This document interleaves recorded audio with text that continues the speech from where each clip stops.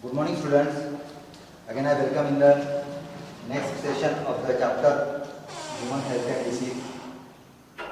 इस चैप्टर को आज हमको लास्ट टॉपिक की तरफ लेके आना है।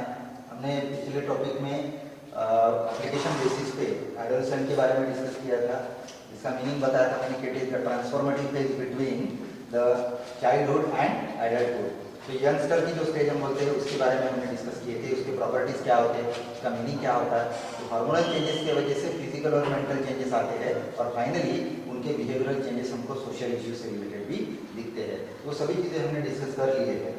आज हमको इस टॉपिक से रिलेटेड जो मोस्ट ड्रास्टिक इशू है करंट सेशन में वो ये है कि यंगस्टर में सबसे ज़्यादा पाया जाने वाला जो इशू आप लोग देख सकते हो वो है ड्रग एडिक्शन का, और दूसरा हम देखेंगे अल्कोहलिज्म।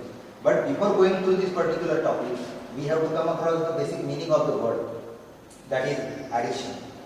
हम किस चीज़ को जनरली एडिक्शन करके नाम देते हैं, या फिर कौन सी चीज़ को या फिर किस तरीके के पार्ट को हम हैबिट करके एडिक्शन करके नाम दे सकते हैं। तो basically this is nothing but it is the formation of habit. हम नॉर्मल सेंस में रूटीन लाइफ में हम एक वर्ड हमेशा यूज करते हैं, इसका मीनिंग होता है हैबिट। तो हैबिट फॉर्मेशन किसी भी चीज के लिए उसको हम बोल सकते हैं एडिक्शन।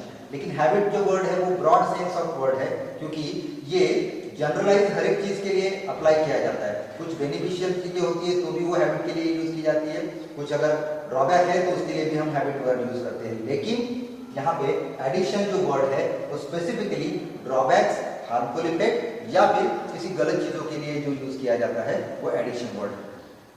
तो इसको स्पेसिफिकली डिफाइन करने के लिए WHO ने कुछ डायमेंशन डिसाइड किए। वो डायमेंशन हमको समझना पड़ेगा। सबसे पहले हमने हेल्थ के बारे में भी पढ़े थे, जो हम बार बार हमेशा रिपीट करते हैं कि health is what, it is the complete state of physical, mental and social wellbeing and not merely N absence of disease. तो उसी तरीके से अगर हम देखेंगे तो एडिक्शन को भी हम हेल्थ से रिलेटेड देखते हैं, क्योंकि मैंने अभी बताया था कि ये जो हैबिट फॉर्मेशन होता है ये हमारे बॉडी में कुछ हार्मफुल चेंजेस या फिर कुछ ड्रॉबैक्स को फॉर्म करता है।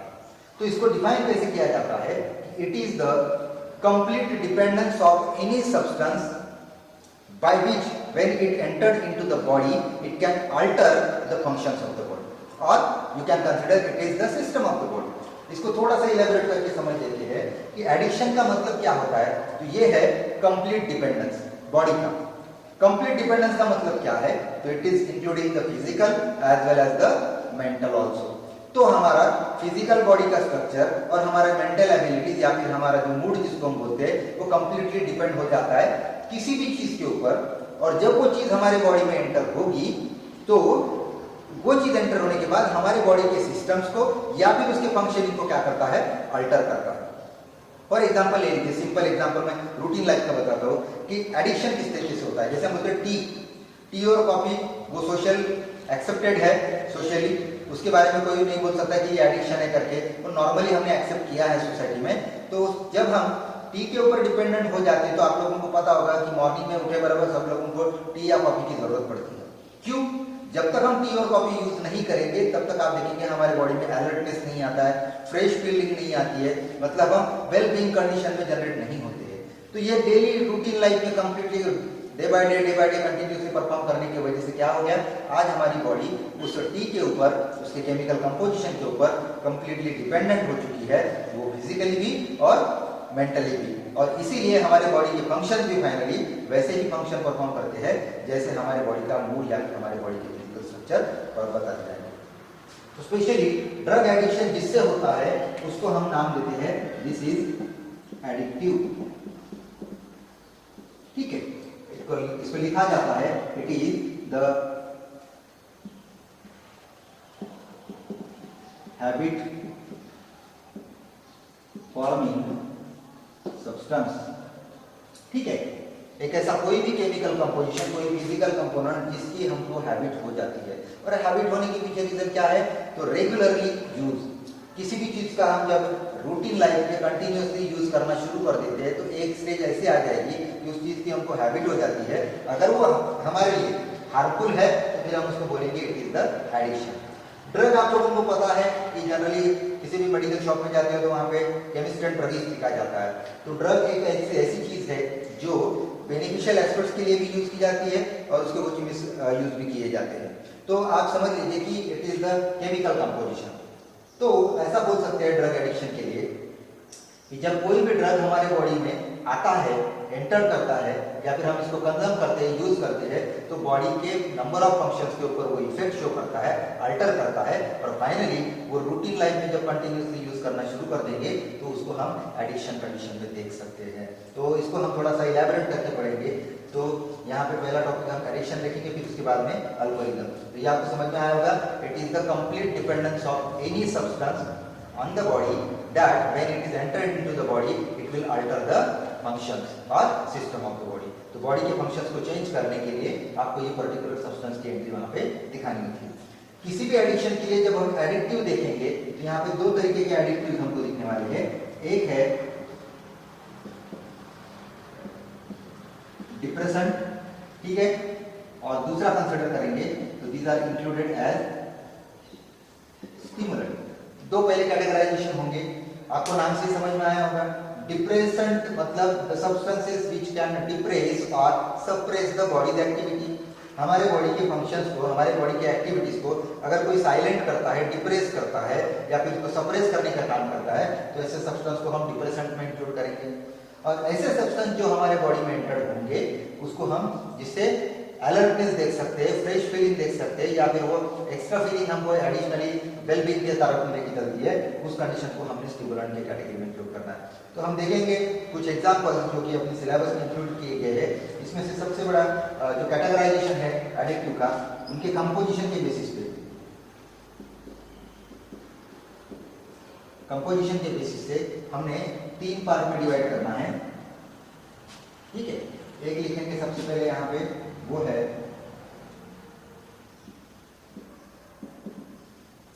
हेरोइन, ठीक है, इसी को हम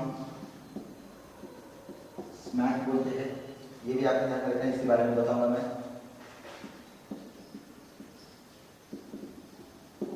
कैनाबिनॉइड्स, ठीक है। तीसरा हम लिखेंगे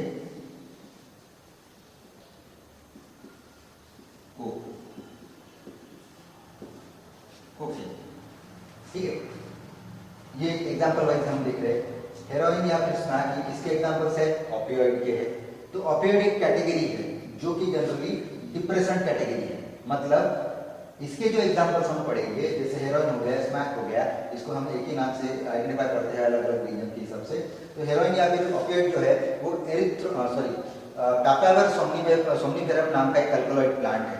उसके एक्सट्रैक्शन से इस पर्टिकुलर कंटेंट को निकाला जाता है और बेसिकली इस कंटेंट को जब निकाला जाएगा तो इसको हम एक तो इनहेलेशन से या फिर इंजेक्शन की प्रोसेस के थ्रू हम इसको बॉडी में एंटर करेंगे। और जैसे ही ये हमारे बॉडी में एंटर होता है, इसका कंजम्पशन हम करते हैं, तो ये डायरेक्टली टारगेट कहाँ पे करेगा, तो number of receptors in the CNS. हमारे सेंट्रल नर्वस सिस्टम में आपको ओपियोइड रिसेप्टर्स दिखेंगे अल्कलॉइड प्लांट के स्टिमुलेशंस को रिसीव करने के लिए। उन रिसेप्टर्स के ऊपर ये टारगेट करता है और फाइनली हमारे टोटल बॉडी के फंक्शंस को साइलेंट करना, लेजीनेस की तरफ देना या फिर रिलैक्सेशन प्रोवाइड करना, कामनेस प्रोवाइड करना या फिर हम बोलते हैं कि डिप्रेसिव एक्टिविटी को प्रोड्यूस करना, ये इस कैटेगरी के ड्रग का फंक्शन बताया जाता है। तो कोई भी पर्सन अगर देखेंगे जो साइलेंट हो चुका है या फिर जो जनरली नर्वसनेस के साथ में दिखता है या फिर जनरली वो बहुत ज़्यादा काम दिखता है या फिर बहुत ज़्यादा रिलैक्स दिखता है, तो समझ लीजिए वैसे कंडीशन में अगर वो ड्रग यूजर होगा तो आपने समझना है कि that person is using the depression category of drug. तो यहाँ पे हेरोइन और स्मैक का एक पर्टिकुलर आपने एग्जांपल ध्यान में रखना है। तो डायएसिटिल मॉर्फिन करके उसका एक केमिकल कंपोजिशन होता है। मॉर्फिन नाम का भी एक ड्रग है जो कि ओपियोइड कैटेगरी में है। और हम देखेंगे ये जो मॉर्फिन होता है इसको हम पेन किलर करके यूज करते हैं। आपने देखे होंगे एनास्थेशिया, जब भी किसी पर्सन को सर्जिकल प्रोसेस के थ्रू जाना पड़ता है तो सर्जरी करने के लिए उसको एनास्थाइज किया जाता है और उस एनास्थेशिया में हमेशा आपको मॉर्फिन नाम का ड्रग दिखेगा। आपने बहुत सारे वॉर में भी देखे होंगे जो सोल्जर्स होते हैं उनके पास में हमेशा ये मॉर्फिन के इंजेक्शंस होते हैं। जब भी कोई इंजरी होती है तो उस टाइम पे उस इंजरी को या फिर उस पेन को कम करने के लिए, रिलीव करने के लिए जनरली मॉर्फिन के इंजेक्शन दिए जाते हैं। तो वो टारगेट कहाँ पे करेंगे, सेंट्रल नर्वस सिस्टम में जो ऑपियोइड रिसेप्टर्स होते हैं उनको वो टारगेट करेंगे, और बॉडी में साइलेंटनेस, कामनेस, लेजीनेस या फिर रिलैक्सेशन जैसे कंडीशन को डेवलप करने का काम करता है। ठीक है, दूसरे हम देखेंगे वो है कैनाबिनॉइड्स। तो कैनाबिस सटाइवा नाम का जो अल्कलॉइड प्लांट है उसके इन्फ्लोरेसेंस से ये प्रोडक्ट निकाले जाते हैं। इसमें कौन से प्रोडक्ट्स होंगे, तो आपको एग्जाम्पल बता देता हूँ, जैसे हशीश, चरस, गांजा, ये जो एग्जाम्पल्स है ये आप यहाँ पे लिख सकते हो। हशीश, चरस, गांजा ये बहुत लोकल नेम है जो आप लोग आइडेंटिफाई भी कर सकते हो और बहुत बार सुने भी होंगे आपने। ये कैनाबिस सटाइवा नाम के प्लांट्स है। तो इनका टारगेट कहाँ पे होता है, तो ये भी हमारे एलिमेंट्री कैनल को टारगेट करेंगे, उसके साथ में हमारे कार्डियोवास्कुलर सिस्टम को टारगेट करेंगे, और फाइनली इन दोनों पार्ट को, दोनों सिस्टम की एक्टिविटी को साइलेंट करने का, डिप्रेस करने का या फिर स्लो डाउन करने का काम जो है ये कैनाबिनॉइड्स करते हैं। तो मेन टारगेट है इसका कार्डियोवास्कुलर सिस्टम। और आप लोगों को पता है जब ब्लड वास्कुलर सिस्टम के ऊपर या फिर कार्डियोवास्कुलर सिस्टम के ऊपर कोई भी ड्रग टारगेट करेगा तो हमारे पल्स रेट हो गए या फिर हमारी बीटिंग हो गई, हार्ट बीटिंग या फिर रिदमिसिटी हो गई, तो थोड़ी सी स्लो डाउन हो जाती है, और हमारे बॉडी के हर एक पार्ट की तरफ जिस स्पीड के साथ जो मटेरियल हम डिस्ट्रीब्यूट करना चाहते हैं वो नहीं हो पाता है, और हमारे ब्रेन को भी ब्लड सप्लाई थोड़ा सा स्लो हो जाता है, और finally we are feeling the somewhat relaxing और somewhat in a silent level. तो इसलिए कैनाबिस सटाइवा ये प्लांट का नाम ध्यान में रखिए और ये इसके एग्जाम्पल ध्यान में रखिए। ठीक है, दूसरा आते हैं कोक या फिर कोकीन की तरफ। ये आपको स्टिमुलेंट कैटेगरी में दिखाना है। तो कोक या कोक में आप देखेंगे एरिथ्रोजाइलम कोका, ये पर्टिकुलर एक अल्कलॉइड प्लांट है जिसके एक्सट्रैक्शन से हमको ये प्रोडक्ट मिलता है। ठीक है, मार्केट में इसके अलग अलग नाम आप देखेंगे जो कि स्मगलिंग के भी इसमें यूज किया जाता है। तो कोक या फिर कोकेन आप देखेंगे तो स्टिमुलेंट कैटेगरी का है। जैसे मैंने अभी बताया था आपको टी या फिर कॉफी, उसके अंदर क्या होता है, कैफीन नाम का एक केमिकल कंपोजिशन है जो हमारे बॉडी में अलर्टनेस जनरेट करता है। प्यूपिलरी डायलेशन हो गया, पाइलो इरेक्शंस हो गए, या फिर हमारे आईबॉल में जो पर्टिकुलर लेंथनिंग होती है या फिर जो वाइटनिंग होती है वो भी उसी के वजह से होती है। तो अलर्टनेस, हाइपर लेवल, एग्रेसिवनेस, या फिर हम बोलते हैं इसको कि फीलिंग समवॉट एनर्जेटिक, वो जो है किसकी वजह से जनरेट होता है, तो कोकेन जैसे ड्रग की वजह से। हम लोग रूटीनली जनरली कैफीन यूज करते हैं कॉफी या फिर टी में, और उसी की वजह से हम जनरली फ्रेश फील कंसिडर करते हैं, because the body is totally stimulating. हमको काम करने की थोड़ी सी एक्टिविटी जनरेट होती है, हमको काम करने के लिए थोड़ा सा एक स्टिमुलेशन मिल जाता है, और फ्रेश फील होने की वजह से हम अच्छे से उस वर्क को परफॉर्म कर सकते हैं। तो ये आपने ध्यान में रखना है। एरिथ्रोजाइलम कोका जो अल्कलॉइड प्लांट है उसके एक्सट्रैक्शन से कोकेन नाम का या फिर कोक नाम का जो ड्रग है वो एलिमिनेट किया जाता है, या फिर जिसको हम बोल सकते हैं कलेक्ट किया जाता है। इसमें से देखेंगे तो मेडिसिनल पर्पस के लिए भी कुछ यूज करने वाले हैं, जिसमें आपको मैंने मॉर्फिन का एग्जाम्पल बताया हो। ठीक है, कुछ LSD नाम के भी से ड्रग्स होते हैं। उसके बाद में आपको एक नाम मिलेगा एम्फेटामाइन, जिसको स्टूडेंट ड्रग या फिर एथलेटिक्स ड्रग कहा जाता है, सिंथेटिक ड्रग है वो। जनरली एथलीट्स में आप देखोगे डोपिंग टेस्ट किया जाता है तो उसमें वो ड्रग सबसे ज़्यादा पाया जाता है एम्फेटामाइन। अलर्टनेस बहुत ज़्यादा जनरेट करता है, कॉन्सेंट्रेशन लेवल को बहुत ज़्यादा मेंटेन करके रखता है। इसके वजह से जो रनर्स है, एथलीट्स जो है, उनमें आपको ज़्यादा से ज़्यादा कैपेसिटी जनरेट होते हुए दिख सकती है। तो इस तरीके से अगर आप देखेंगे तो कोक या कोकेन और ये बाकी के सब चीज़ें आपने ड्रग से रिलेटेड बताना है। इसमें जो खास है कुछ ड्रग्स जिनमें डोपामाइन नाम के न्यूरोट्रांसमीटर को सीक्रेट करने की एबिलिटी होती है, उसमें भी वो यूज़ किए जाते हैं। तो LSD, एम्फेटामाइन, मॉर्फिन, या फिर आप कंसिडर करेंगे उसके बाद में दतूरा प्लांट, उसका भी एक यूज होता है हेलुसिनेशन को क्रिएट करने के लिए। हेलुसिनेशन का मीनिंग जनरली क्या होता है, जो सब्सटेंस हेलुसिनेशन को प्रोड्यूस करता है उसको हेलुसिनोजेन कहा जाता है। तो hallucination is generally nothing but the day dreaming, जो चीज़ रियल नहीं होती है जिसको हम अनरियल बोलते हैं, उन चीज़ों के बारे में सोचना, उन चीज़ों को महसूस करना, उनको कहा जाता है हेलुसिनोजेन।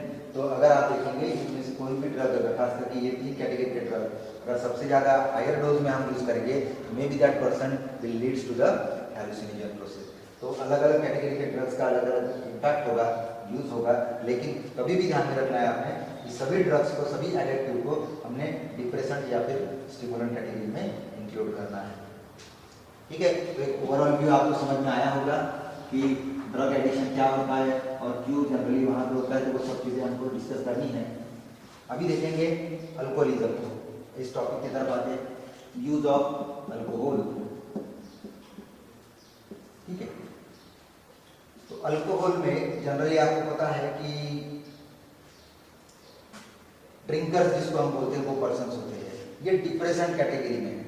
ठीक है, हैबिट इसकी लग जाती है, अल्कोहल जब बॉडी में जाना शुरू हो जाता है तो अपने बॉडी के रिक्वायरमेंट के हिसाब से अल्कोहल हमारे बॉडी में रेडी किया जाता है, प्रोड्यूस किया जाता है या फिर प्रिपेयर किया जाता है, लेकिन हम एडिशनल सप्लाई देना शुरू कर देते हैं और एक स्टेज ऐसी आ जाती है कि the person is completely dependent on this particular alcohol content. तो ये इसके ऊपर डिपेंडेंट होने की वजह से फिर उसकी ज़रूरत उसको डेली लगती है, रूटीनली उसको यूज़ करना पड़ता है और ये उस पर्सन को कामनेस, रिलैक्सेशन या फिर लेजीनेस की तरफ जनरेट करने के लिए ज़रूरी होता है। तो स्पेशली अल्कोहल का जो टारगेट है ये भी अगर हम देखेंगे तो कहाँ पे होता है स्पेशली, तो it is generally the part of hind brain, specially cerebellum. हमारे ब्रेन में ये टारगेट कहाँ पे करेगा, सेरेबेलम के ऊपर टारगेट करता है। आप लोगों ने नर्वस कोऑर्डिनेशन में पढ़े होंगे कि सेरेबेलम क्या करता है, बॉडी का इक्विलिब्रियम मेंटेन करता है, बैलेंसिंग कंडीशन को मेंटेन करता है। कैसे, तो ओरिएंटेशन और पोस्चर को मेंटेन करके। तो हमारी पोजीशन, हमारा मूविंग डायरेक्शन अगर बैलेंस हो गया तो हमारी बॉडी का कंप्लीट इक्विलिब्रियम कंडीशन आपको दिख सकता है। तो इसीलिए देखिए, जो भी पर्सन अल्कोहल का यूज करता है, जो ड्रिंकर्स होते हैं, उन लोगों में आप देखे होंगे कभी भी वो ड्रिंक करने के बाद भी सीधा नहीं चल सकते। उसके पीछे रीजन क्या होगा कि उनका डायरेक्ट इफेक्ट हाइंड ब्रेन के इस पार्ट के ऊपर हो रहा है। इसमें न्यूरोमस्कुलर जंक्शन का जो मसल टोन होता है वो डिस्टर्ब हो जाता है और फाइनली सेरेबेलम हमारी बॉडी का पोस्चर और हमारी बॉडी का ओरिएंटेशन बैलेंस नहीं कर पाता और इसीलिए वो पर्सन हमेशा चलते वक्त आपको इम्बैलेंस कंडीशन में दिखता है। तो इस तरीके से अगर आप देखेंगे तो अल्कोहलिज्म के बहुत सारे साइड इफेक्ट भी है। स्टमक का कैंसर हो सकता है, लीवर सिरोसिस नाम की कंडीशन देख सकते हैं और दूसरी चीज इकोनॉमिकली, फिजिकली और सोशली भी उस पर्सन का लॉस होते हुए हम देखेंगे कि आपने देखे होंगे कोई भी ड्रिंकर या फिर जो ड्रिंक करने वाले लोग होते हैं उनको सोसाइटी में बहुत अच्छे तरीके से नहीं देखा जाता है। इकोनॉमिकली देखेंगे तो उनके घर के पैसे उनमें हमेशा बर्बाद होते हैं और जिसे फिजिकली देखेंगे तो जैसे मैंने अभी बताया स्टमक कैंसर जैसे या फिर लीवर सिरोसिस जैसे कंडीशन को भी वो हमेशा फेस कर सकते हैं। तो इसीलिए ये दोनों को हमने साथ में पढ़ा है कि drug addiction and alcoholism is just anti social activities. ये भी हमारे सोसाइटी के लिए डेंजरस है और ये भी हमारे सोसाइटी के लिए डेंजरस है।